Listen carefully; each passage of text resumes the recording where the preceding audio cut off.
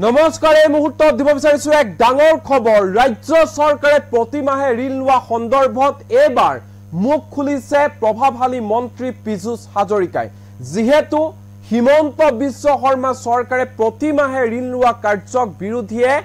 ঠকা হৰকা কৰিছে কটাক্ষ কৰিছে আৰু ইয়াৰ এবাৰ প্ৰত্যুত্তৰ দিছে পীযুষ হাজৰিকাই হৌহিদিনা মন্ত্ৰী জয়ন্ত মল্ল বৰুৱাই প্ৰত্যুত্তৰ দিছিল আৰু এবাৰ মন্ত্ৰী পীযুষ হাজৰিকাৰ ঋণ লোৱা প্ৰসংগত প্ৰত্যুত্তৰ দিছে বিৰোধীক মন্ত্ৰী পীযুষ হাজৰিকাৰ ফালৰ পৰা স্পষ্ট ৰূপত কৈ দিয়া হৈছে যে অসম চৰকাৰৰ আৰ্থিক অৱস্থা জুৰুলা নহয় বিৰোধীয়ে যি ধৰণে কৈ আছে যে আৰ্থিক অৱস্থা বেয়া ফালে গতি কৰিছে অৰ্থনৈতিক অৱস্থা বেয়া কিন্তু হেয়া এক প্ৰকাৰ সম্পূৰ্ণ মিছা কথা মন্ত্ৰী পীযুষ হাজৰিকাৰ মন্তব্য চকু চৰহা কংগ্ৰেছ দল আৰু এছাম অসম বিৰোধী লোকে অপপ্ৰচাৰত লিপ্ত হৈছে যে অসম চৰকাৰৰ আৰ্থিক অৱস্থা জুৰুলা হৈছে পীযুষ হাজৰিকাৰ মন্তব্য যে একাংশ অসম বিৰোধী লোক আৰু কংগ্ৰেছ দলে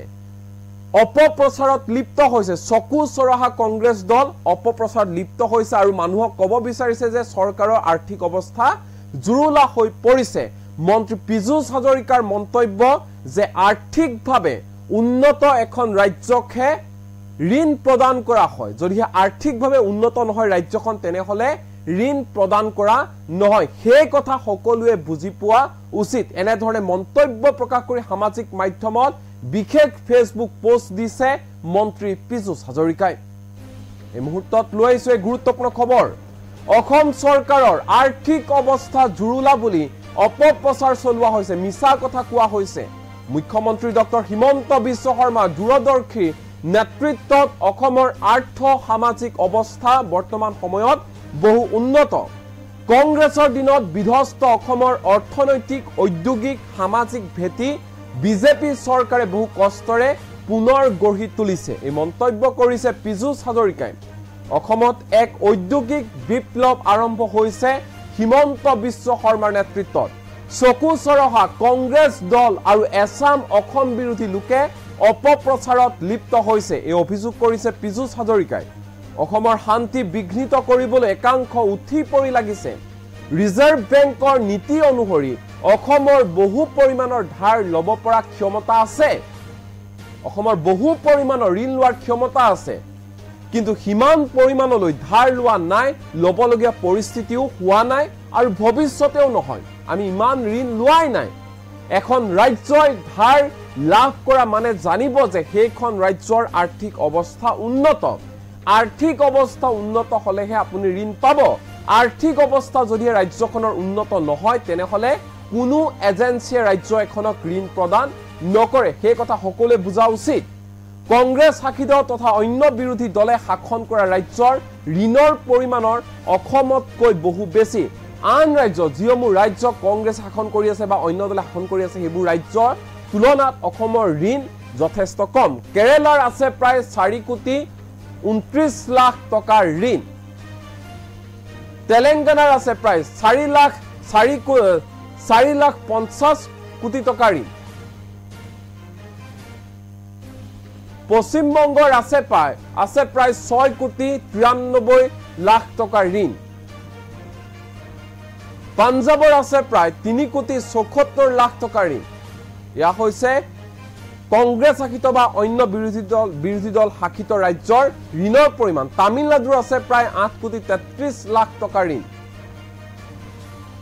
এই গোটেই কেইখন ৰাজ্য হৈছে কংগ্ৰেছ দল অথবা কংগ্ৰেছৰ মিত্ৰ দলৰ শাসিত ৰাজ্য ইয়াৰ বিপৰীতে অসমৰ ঋণৰ পৰিমাণ হৈছে প্ৰায় 1.5 লাখ কোটি টকা ইয়াৰে 41,964 কোটি টকা ঋণ 2016 চনত শাসনৰ পৰা যাবৰ সময়ত কংগ্ৰেছ চৰকাৰে থৈ গৈছিল সামাজিক মাধ্যমৰ জৰিয়তে ৰাজ্য চৰকাৰে ঋণ লোৱা প্ৰসংগক লৈ এনে ধৰণে সামাজিক মাধ্যমত ফেসবুক পোষ্টৰ জৰিয়তে প্ৰতিক্ৰিয়া প্ৰকাশ কৰিছে মন্ত্ৰী পীযুষ হাজৰিকাই পীযুষ হাজৰিকাৰ সেই বিশেষ ফেসবুক পোষ্টটো এই মুহূৰ্তত দেখাবলৈ চেষ্টা কৰিম যে পীযুষ হাজৰিকাই কি লিখিছে এই ফেসবুক পোষ্টটোত এই মুহূৰ্তত হেয়া এনিটক্সৰ দৰ্শকৰ সুবিধাৰ্থে আমি পঢ়ি শুনাবলৈ বিচাৰিছো পীযুষ হাজৰিকাই 23 ঘণ্টাৰ পূৰ্বে লিখিছে যে শেহতীয়াকৈ অসম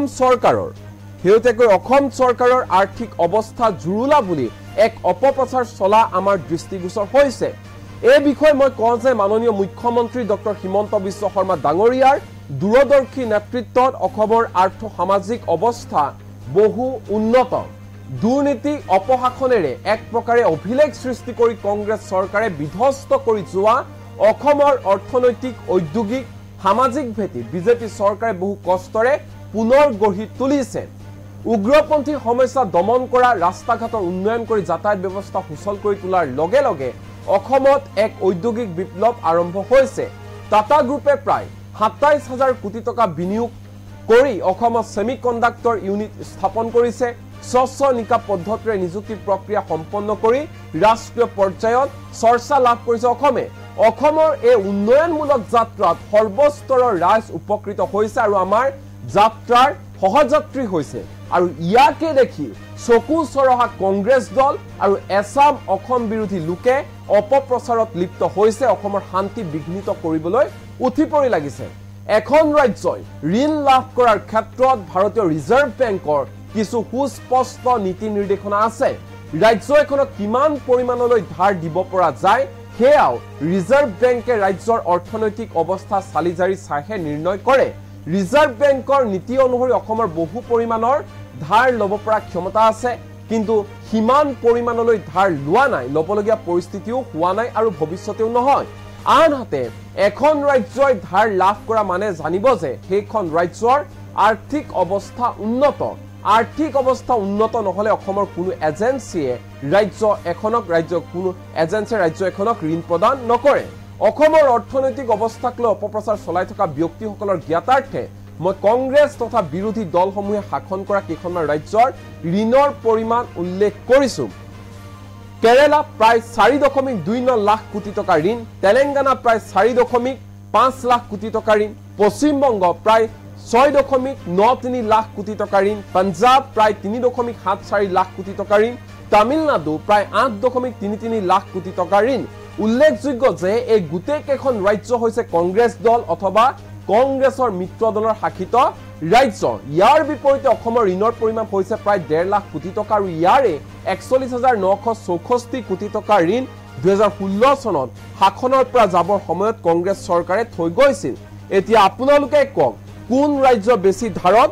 পুত গৈ আছে মাননীয় মুখ্যমন্ত্ৰী ডক্টৰ হিমন্ত বিশ্ব শৰ্মা ডাঙৰীয়াৰ নেতৃত্বত অসম চৰকাৰে ৰাজ্যৰ সৰ্বাংগীন উন্নয়নৰ বাবে কাম কৰি আছে সকলোৱে আমাৰ ওপৰত আস্থা বিশ্বাস ৰাখক অপপ্ৰচাৰত ভুল নাযাবলৈ সকলোকে মই বিনম্ৰতাৰে আহ্বান জনাইছো কংগ্ৰেছ আৰু অসম বিৰোধীসকলে অপপ্ৰচাৰ চলাই থাকক আমি মানুহৰ সেৱা কৰি যাম আপোচবিহীনভাৱে উন্নয়ন কৰি যাম আৰু এনেধৰণে সামাজিক মাধ্যম ফেচবুকৰ জৰিয়তে প্ৰতিক্ৰিয়া প্ৰকাশ কৰিছে চৰকাৰী ঋণ লোৱা প্ৰসংগত মন্ত্ৰী পীযুষ হাজৰিকাই